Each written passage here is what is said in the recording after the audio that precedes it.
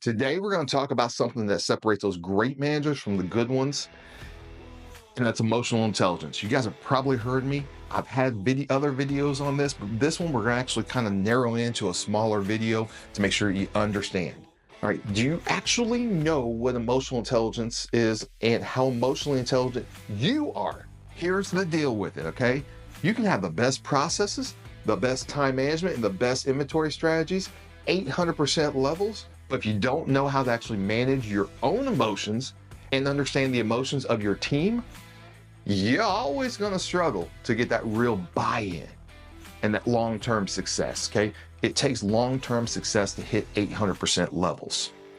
In this video, what we're going to do is we're going to walk through what emotional intelligence is, and why it's actually a game changer in the dealership, how to assess your own emotional intelligence to see where you need to actually improve, and how to develop the self-awareness and empathy so you can lead with confidence and connection.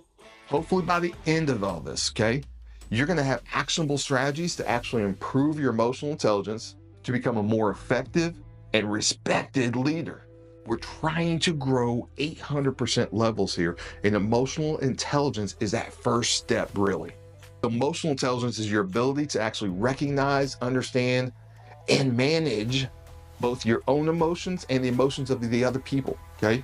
Whether it's the people that work underneath of you at the house, it's the whole package, right? Here's why it's crucial in a dealership, though. It helps you handle conflict better, all right? Instead of reacting emotionally, you're going to respond with logic and patience. It improves communication, okay? You'll pick up what your team needs, even when they don't say it outright, which they don't. It makes you a leader people actually want to follow. People run through a brick wall for you. They don't work for paychecks anymore, man. They work for leaders who understand and respect them. All right, so think about some of the best managers you've ever worked with, right? Were they the ones who yelled at you every time something went wrong? Or the ones who listened, understood, and helped you improve, right? The first one was the old Sam. I yelled whenever I got a chance. Then I started to realize that wasn't the way to lead my teams, all right? That's what emotional intelligence is all about. All right, so first, you need to figure out where you currently stand when it comes to emotional intelligence.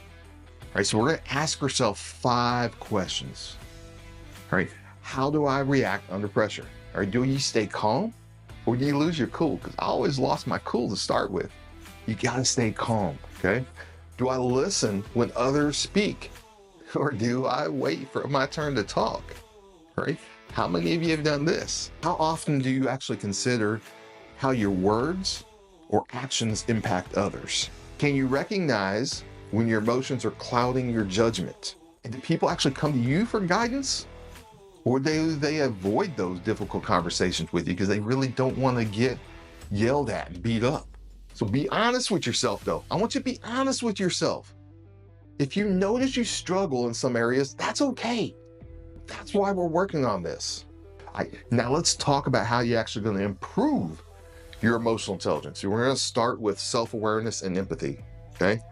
Number 1, pause before reacting. Before responding to that difficult situation, I want you to take a breath. Ask yourself, am I responding with logic?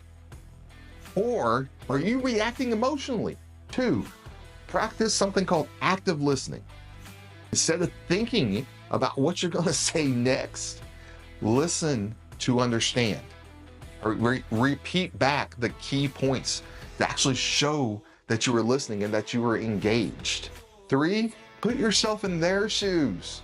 Right? Whether it's a frustrated customer or a salesperson that's been struggling, ask yourself, what are they feeling right now?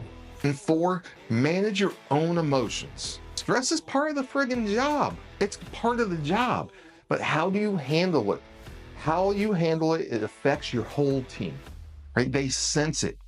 Find ways to stay calm and focused. Right? Whether it's taking a quick break, stepping outside, or just writing things down before responding. The thing about animals can sense that. People are animals. They can sense that stress. The more you practice, the more natural it becomes. Here's your challenge for the week. Take 5 minutes to reflect on your emotions every day and how they affected your leadership. Practice active listening. Focus on understanding before you actually respond and open that mouth. Share empathy in a daily interaction, whether it's a team member, a customer, a colleague, whatever. Make a conscious effort to put yourself in their shoes. Drop a comment below and tell me, what's one area of emotional intelligence you want to improve? Or call me, whatever. What's one area you want to improve? I want to hear what your thoughts are and where you're at with this. And as always, if you found this video helpful, hit that like button, subscribe. You already better be subscribed, but subscribe and turn on those notifications so you don't miss next week's leadership tips. Thanks for watching. Let's grow together. And as always, win the day.